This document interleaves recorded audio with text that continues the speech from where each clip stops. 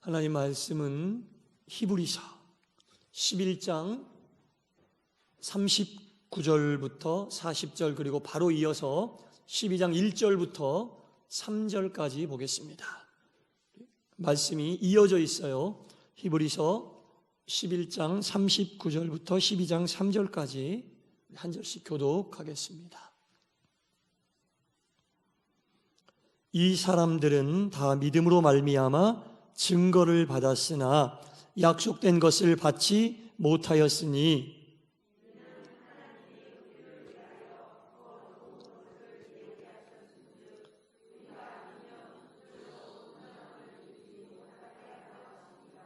이러므로 우리에게 구름같이 둘러싼 허다한 증인들이 있으니 모든 무거운 것과 얽매이기 쉬운 죄를 벗어버리고 인내로서 우리 앞에 당한 경주를 하며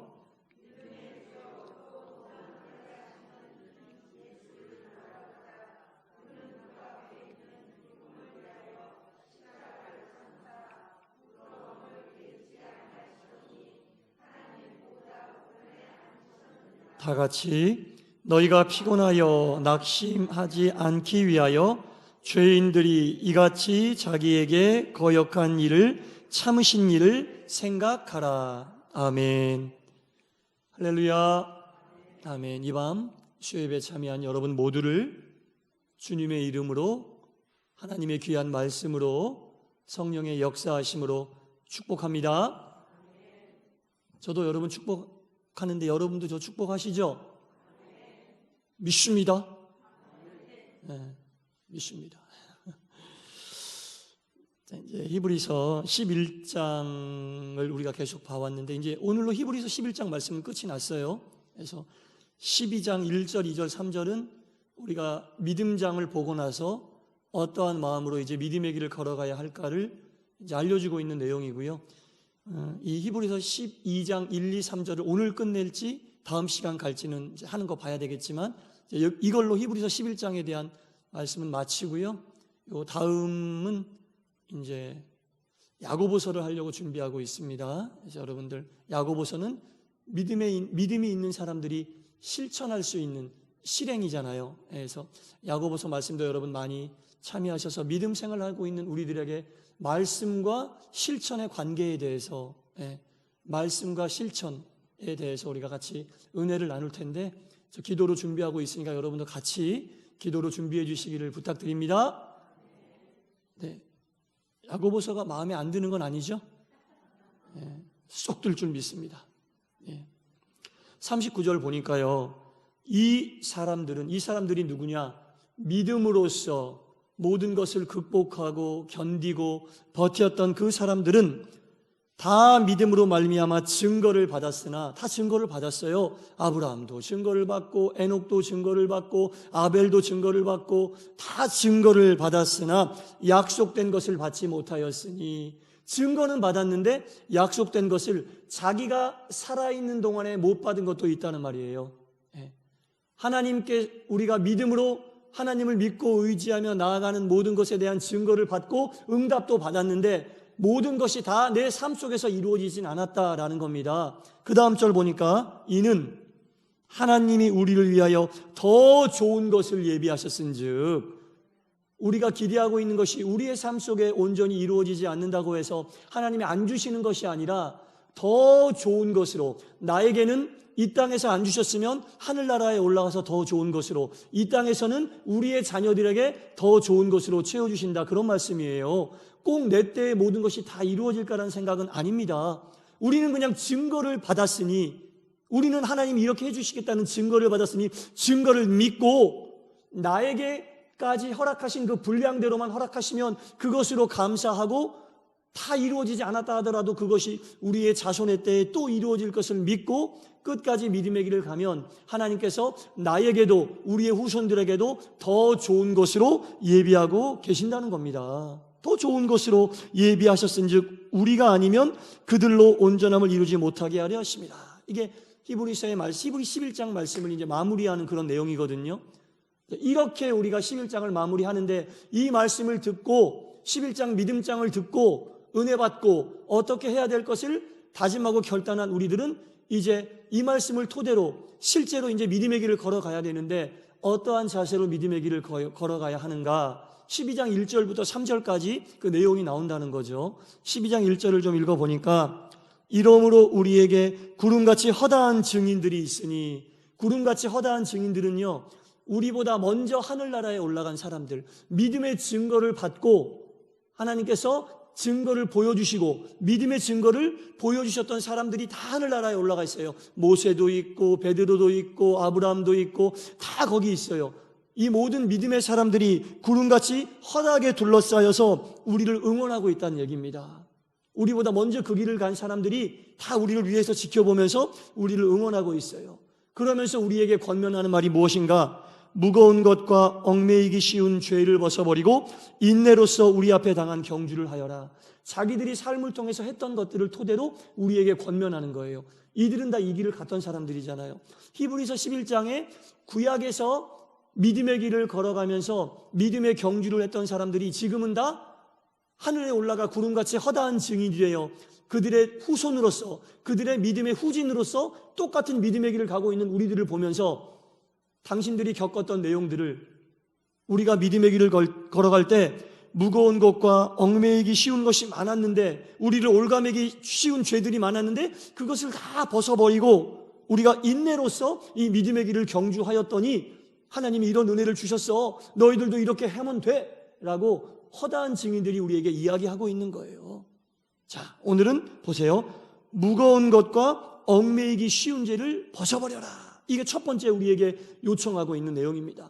믿음의 증인들이, 우리보다 먼저 그 길을 간 사람들이 첫 번째 우리에게 요청하고 있는 것은 무거운 것과 얽매이기 쉬운 죄를 벗어버려라 라는 겁니다. 달리기 할 때 정말 안 좋은 게 뭐예요? 무거운 것을 짊어지고 달리는 게 바보잖아요. 그렇죠? 왜 달리기 하는데 무거운 걸 짊어지고 달립니까? 아무리 값비싼 것이라고 해도 달리기 할 때 방해되는 것이라면, 내가 달리는 사람이라고 하는 정체성을 잃어버리지 않고 있다면 무거운 것이 아무리 귀한 것이라고 해도 달리기 할 때만큼은 벗어버리고 달려야 되잖아요. 그래야지 달리기에서 등수 안에 들 수 있잖아요. 믿음의 경주, 신앙의 경주를 갔던 사람들이 첫 번째로 우리에게 요청하고 있는 것이 뭐냐? 신앙의 경주, 달리기를 하고 있을 때 무거운 것이 있으면 다 벗어버려라. 이렇게 우리에게 권면하고 있습니다. 이 신약 성경에 보면 우리 신앙의 길을 가는 것을 달리기에 비유하고 있는 부분이 많이 나와요. 사도행전 20장에 보아도 바울이 이렇게 고백하잖아요. 내가 달려갈 길과 주 예수께 받은 사명 곧 하나님의 은혜의 복음을 증언하는 일을 마치려 하면은, 바울은 자기가 여태까지 복음 전파한 일을 달려갈 길을 다 달려온 것이라고 표현하고 있어요. 갈라디아서 2장에 보아도 내가 다름질하는 것이나 다름질한 것이 헛되지 않게 함이라. 여기 또 달리기 하는 것으로 믿음을 표현하고 있고, 갈라디아서 5장에도 너희가 다름질을 잘 하더니 라는 말로 믿음을 달리기로 표현하고 있습니다. 오늘 본문에 보아도 그렇고 디모데후서 4장에 유명한 말씀 있잖아요. 나는 선한 싸움을 싸우고 나의 어떤 길? 달려갈 길을 마치고. 그러니까 믿음은요, 마치 달리기 하는 것이라는 거죠. 경주하는 것이라는 겁니다. 오늘도 인내로서 우리 앞에 당한 경주를 하며 라고 나오는 거죠. 경주할 때 무거운 짐은 벗어버려야 되는 겁니다. 이 무거운 짐, 이 히브리어 원어로 보면 어떤 뜻이냐면 과도하게 주어지는 중압감, 이런 뜻이에요. 과도하게 주어지는 중압감 또는 짐, 이런 뜻, 두 개 뜻이 있어요. 과도하게 주어지는 중압감은요, 심리적인 걸 얘기하는 거예요. 신앙생활 하는데 짊어지지 말아야 될 멘탈적인 거, 마음으로 생각하는 거, 그런 것들, 신앙생활에 유익이 되지 않으면 다 벗어버려라. 그런 생각들을 다 떨쳐버리고 믿음의 길을 가야 한다. 믿음의 성장에 요만큼이라도 방해가 된다면 과감하게 그 생각들을 떨쳐버려야 된다. 그런 겁니다. 어떤 게 있을까요? 과도하게 우리를 누르고 있는 것들. 불편한 관계가 있겠죠. 네. 불편한 관계. 신앙생활하는데 유익이 안 된다는 거죠.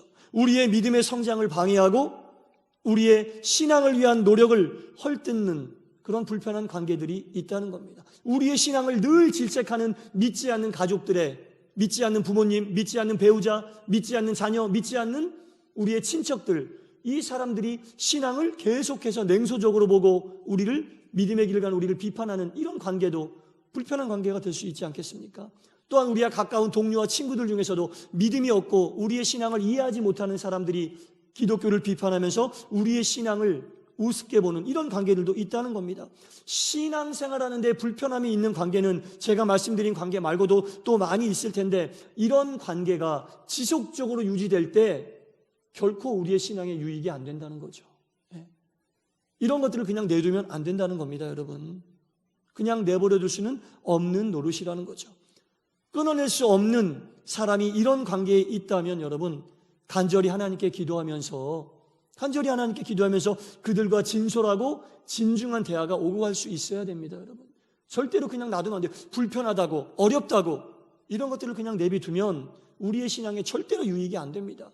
우리가 우리의 믿음을, 우리의 마음을, 우리의 생각을 불편하게 하는 이러한 심리적인 것들도 우리가 믿음의 길을 걸어가는데 무거운 짐이 된다는 거예요. 신앙에 유익이 되지 않는 관계는 반드시 우리가 교통정리를 해야 돼요. 교통정리를 해야만 우리의 신앙에 유익이 된다라는 겁니다.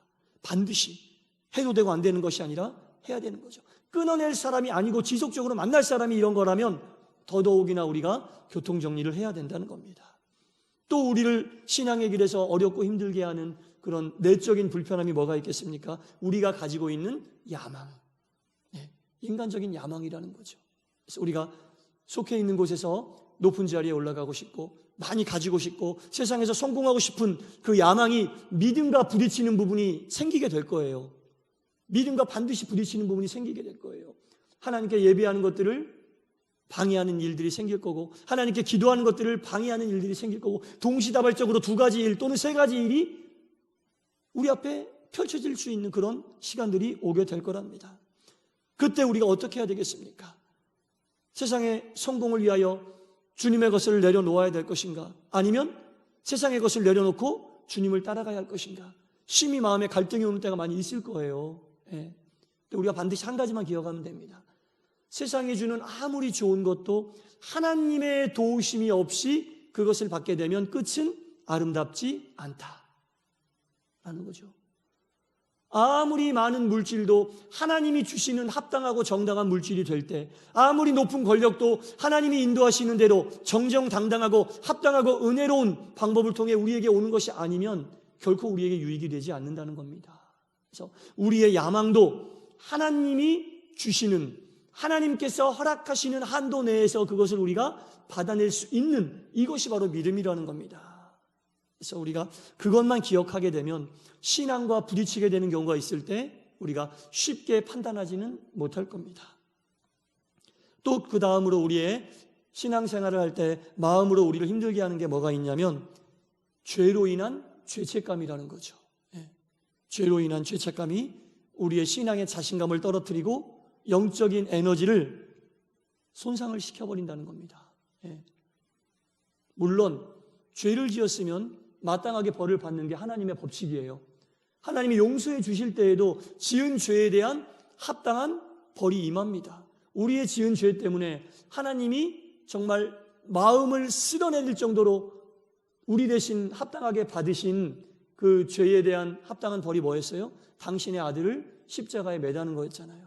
그래서 우리의 모든 죄가 하나님이 그렇게 크신 대가를 치르고 죄를 용서받았음에도 불구하고 영의 사람들을 넘어뜨리려고 하는 사탄 마귀는 자꾸 죄의식을 부추기는 거예요.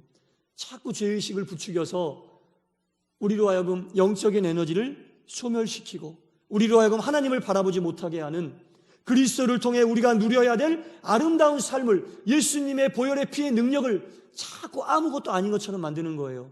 여러분, 우리는 우리의 능력으로 용서받은 것도 아니고 우리의 능력으로 믿음의 길을 가는 것도 아니고 우리의 능력으로 하나님께서 인도하시는 구원의 길을 가는 것도 아니에요. 오직 하나님의 사랑으로 예수님의 보혈의 능력으로 우리가 구원받았기 때문에 의롭다 칭함, 의롭다 여김을 받은 거지 우리가 의로운 건 아니거든요. 하나님이 의롭다고 그냥 인정해 주시고 도장 꽝 찍어 주신 거예요. 그러니까 우리는 죄의식을 가질 필요가 없어요. 우리가 죄의식을 가지면 하나님께서 이렇게 엄청난 값을 치르고 우리에게 베풀어 주신 그 은혜가 아무것도 아닌 게 돼버리는 거예요. 절대로 우리는 죄의식 속에 사로잡힐 필요가 없다라는 겁니다. 지금 제가 말씀드린 이 모든 것들이 우리가 신앙의 길을 가는데 유익이 되지 않는 무익한, 무거운 우리의 속을 힘들게 하는 것들이에요. 여러분, 이것들을 모두 벗어버릴 때 우리가 신앙의 경주를, 무거운 짐을 벗어놓고 열심히 최선을 다해 달릴 수 있다는 겁니다. 이것은 먼저 이 길을 갔던 사람들이 우리에게 권면하고 있는 공통적인 내용이 된다는 겁니다. 그리고 바로 다음으로 무거운 것을 벗어버린 다음에 뭘 또 벗어라고요? 얽매이기 쉬운 죄를 벗어버리라. 얽매이기 쉬운 죄는 뭐냐면 우리의 힘과 능력으로 제하여 버리기 어려운 것들.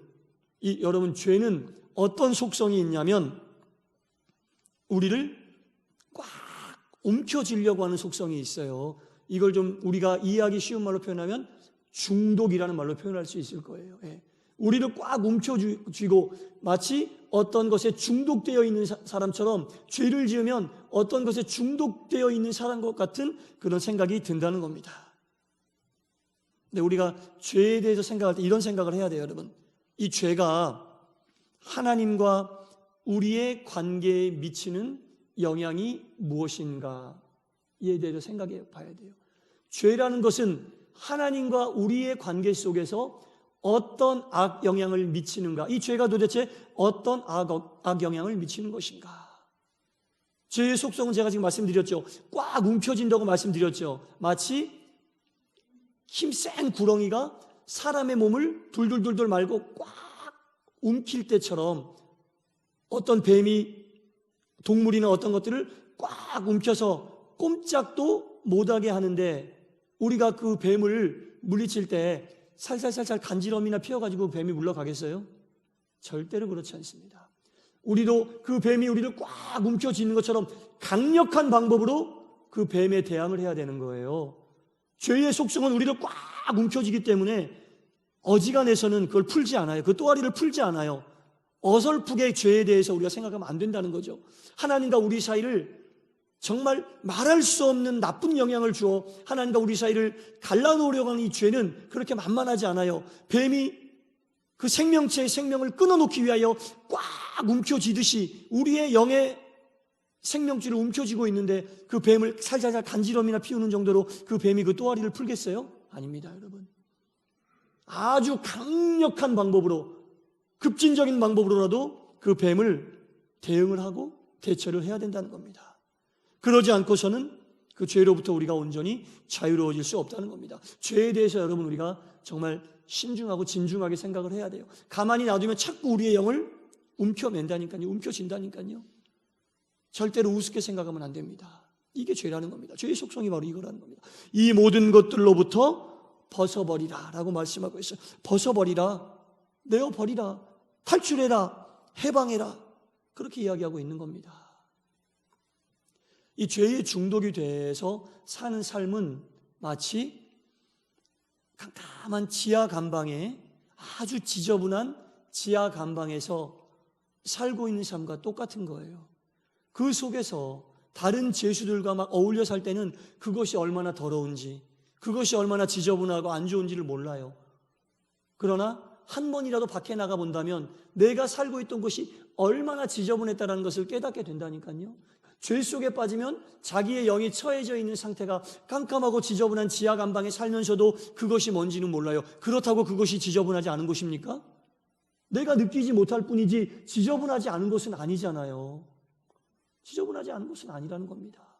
죄가 우리를 만들고 우리에게 요구하는 것이 바로 그런 거예요. 지저분한 곳에 있지만 지저분한 것을 못 느끼게 하는 것, 그게 바로 죄가 우리에게 요구하는 것이고 사탄이 우리에게 요구하는 거예요. 영을 마비시켜버리니까 얼마나 이게 지저분하고 얼마나 이게 더러운 건지 깨닫지 못하게 하는 거예요. 죄라는 것이 바로 그런 건데 못 깨닫는 거죠. 그런 우리들을 구원하시려고 예수님이 시시때때로 그 감옥문을 열어주시는데 그 감옥문을 주님께서 열어주셨을 때 우리가 주님을 따라 나와야 되는데 그 속에 살면서 중독이 되어 나오지 않게 된다면 어쩔 수가 없는 거예요. 아직까지는 우리 주님이 우리를 죄로부터, 죄의 지하 감방으로부터 끄집어내기 위하여 수시로 회개할 기회도 주시고 수시로 우리를 끄집어내시는데 마지막 문이 열리는 그때까지 못 나오면 문이 닫히게 되는데 그 문은 다시는 열리지 않습니다. 다시는 열리지 않습니다. 그래서 우리가 이 죄의 심각성을 알고 주님께서 우리를 탈출시켜 주시기 위하여 죄의 감방의 문을 열어놓으셨던 그때에 그것으로부터 탈출하고 나와야 한다는 겁니다. 죄는 우리를 옥죄이고 우리의 영의 숨통을 옥죄이는 뱀과 같습니다. 그런 뱀은 절대로 우습게 생각하거나 살살살 간지럼이나 피워서는 우리가 이길 수 없습니다. 우리도 죄에 대해서는 공격적인 태도를 취해야 할 필요가 있어요. 죄들이 얼씬도 못하도록 공격이 최선의 방어라는 말이 있습니다. 죄를 어루만지기만 하고 얼르고 달래기만 해서는 안 된다는 겁니다. 죄를 벗어버리지 않고서는 우리가 온전한 믿음의 경주를 할 수 없다는 겁니다. 분명히 믿음의 선진들, 구름에 둘러싼 허다한 증인들은 우리에게 이야기하고 있습니다. 믿음의 경주를 가기 위해서는 첫 번째로 무거운 짐들을 다 벗어버려야 된다. 신앙의 길을 가는데 불필요한 모든 것들은 다 벗어버려야 한다. 그리고 얽매이기 쉬운 죄, 너희를 옥죄하매는 모든 죄로부터 탈출하고 벗어버리고 죄가 더럽다는 것을 알고 죄로부터 온전히 자유로워져야 한다라는 겁니다. 이 모든 것들을 벗어버리고 인내로서 우리가 주님 앞에 당당한 경주를 할 때만 자신들이 걸어갔던 믿음의 증거들이 우리의 삶 속에서도 나타나게 된다는 겁니다.